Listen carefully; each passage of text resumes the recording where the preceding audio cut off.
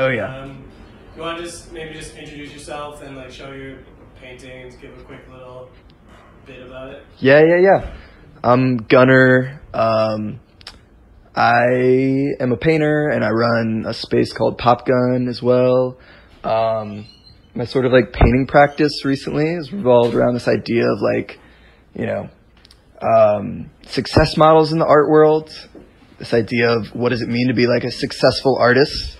And this painting is like a joke, It's called The Hills Are Alive with the Sound of Young Lean.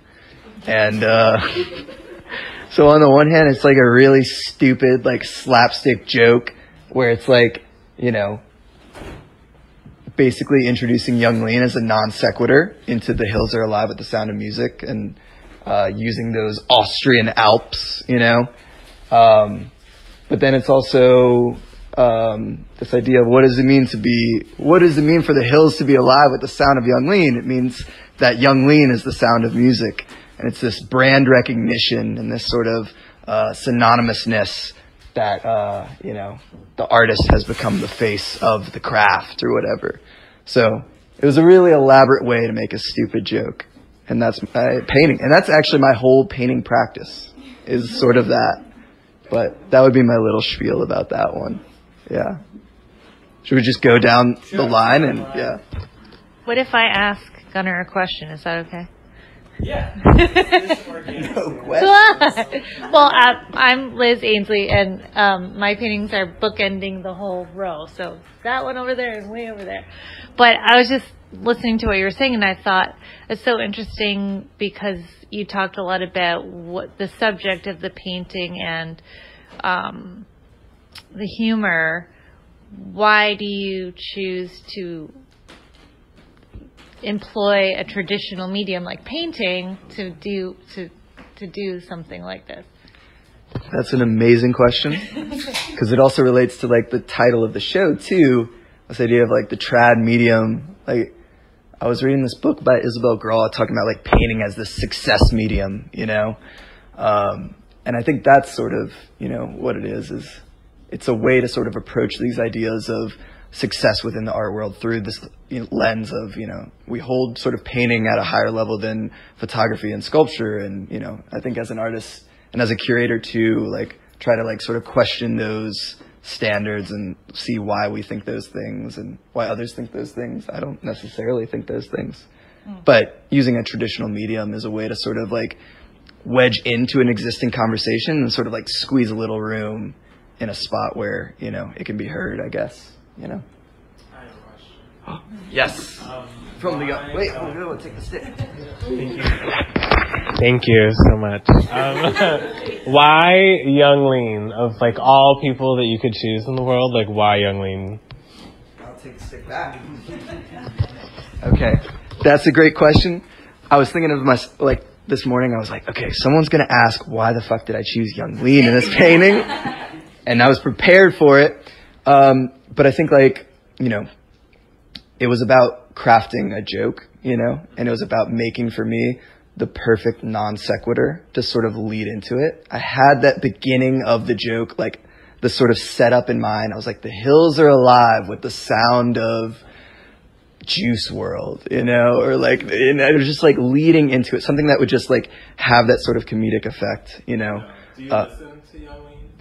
I don't listen to a ton of Young Lean. My girlfriend listens to a ton of Young Lean, but Young Lean was just that sort of figure, the Drain Gang. There's something sort of like, there's a mimetic quality about it, And so that's where it was. It was about crafting like a good joke, and that's where it sort of started.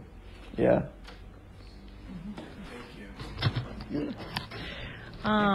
Yeah, I guess like this is making me want to talk about humor in painting, I guess, because I make abstract paintings and, I'm not coming at it with quite like the, the idea of like a joke, like a joke and a punchline. But I do think some of the elements of my work have a bit of humor, like the one on the left. I've been using this vocabulary of the loop for a long time and like making these loops. And I think sometimes they end up looking like figures, like dancers and like all these different things, and they have an awkwardness that I think is kind of, I don't know, I think it's funny. I think there's something a little bit weird and funny about it. So it's like, I think that does come into play, and especially when you are using a traditional medium today, it's like, well, what are you going to do with it, and what makes it contemporary? I think maybe, yes, you're using paint and canvas, and it's very, this puts it in this sort of like heady space, but what if you just let it be playful for a second, or for a whole painting, So, yeah, I don't know. Thank you, Liz. Let me think of a question for you. Oh, okay. So, with your abstract work and this loop, what does this loop mean to you that you keep returning to? Yeah, I mean, it's like, I think I started doing it actually because I was looking to kind of like reinvigorate my formal vocabulary. So I started to think about like handwriting and like doodling and things like that. And the more that I started to explore it, it had a lot of flexibility, I think. So it's like, yeah, people use line, but if you're saying I'm going to use a loop in many different ways, you find all these forms and associations by manipulating it and changing it. And then you can like put a lot of things inside, outside, and around it. The thing that I think is cool about a loop or an arc is that it's such a natural geometrical shape that you get from movement, like a ball falling through space, a bird flying. So I think there's something very seductive about trying to use circles or arcs or ellipses in your work. But yeah, so my name is Farrell.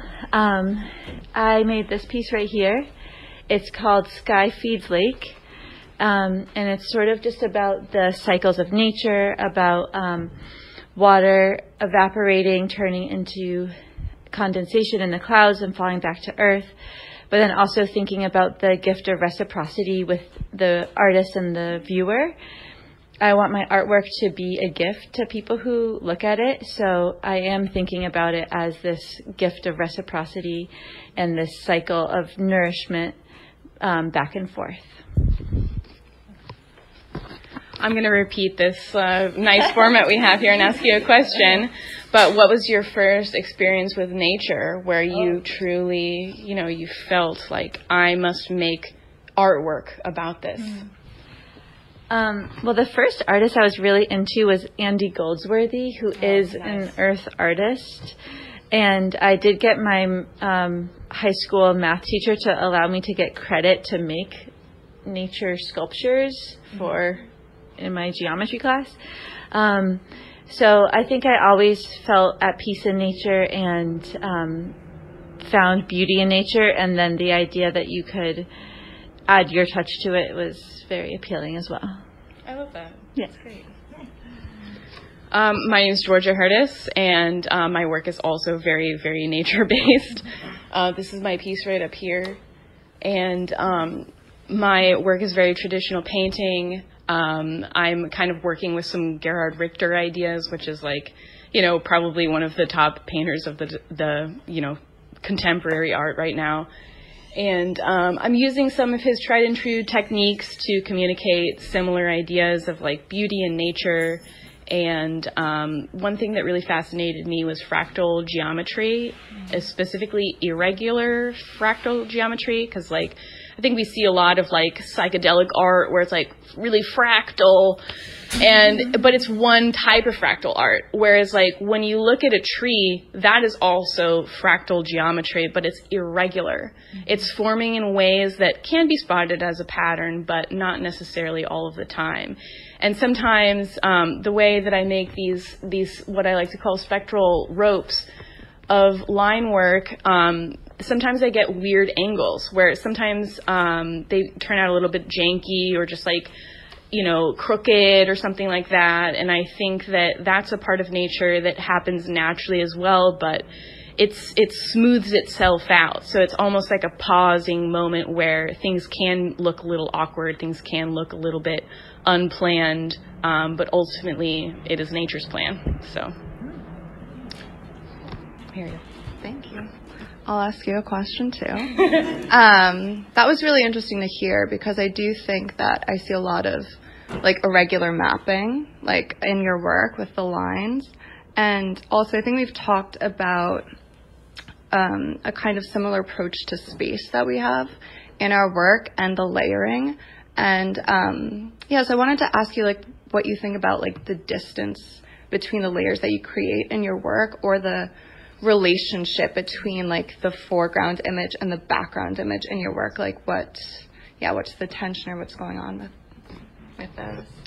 Well, the distance is very shallow. It's shallow. Just there's like a background and a foreground, and I guess that's just like how I like to look at things. I think as a kid I really was obsessed with like seeing cells in like a piece of grass or something, and it's just a blurry background, and then I can imagine stuff over it. So it's also like a format of painting where I was like, this is too simple, I could never possibly do it. But it turns out that it's something I really like to do, like again and again and again. But here you go, Mariel. Thank you. I'm Mariel, Rowling Montes. Mine is this painting right here with the ribbon. I make a lot of small scale oil paintings and large scale oil paintings. This was kind of one of the earliest paintings I did where I was considering space in that way, building up a lot of layers and using a lot of airbrush in the earlier layers, and then a lot of impasto, and leading up to often having a physical object on the work, which in this case is the ribbon. This one is called After All, Highway 4. It was from a series of 4 highway paintings I did. And I work a lot with photography, like images that I take, or archival images that I find or that are in my family, or from textbooks even. And I've been considering the failure in photography and the failure in image a lot, and where like painting can take up a lot of that empty space, like what isn't said, and like, you know, like us taking an image as a fact, like what is missing from that is something I've been thinking about. Can I ask you a question? Sure.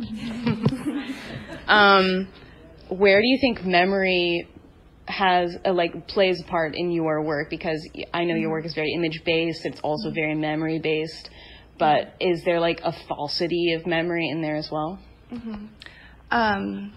Yeah, I think we kind of have all accepted that memory is false. Like I think everybody knows that each time you remember something, you're actually remembering like the last time you remembered it, or a story that gets told 100 times or something. I always like to bring up like the story, like my grandmother said she was struck by lightning twice, and like the first one killed her and the second revived her, and like that's not true, but my family's like said it so much that it becomes true.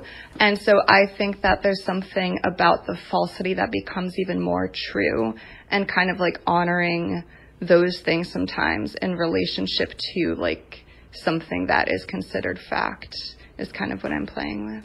Yeah. Would you like the... So just here, just making sure it's also working. Looks like it is. So your efforts are not in vain to hold this thing. Just a quick question about so what do you feel like this painting is representing that like a photo is not able to?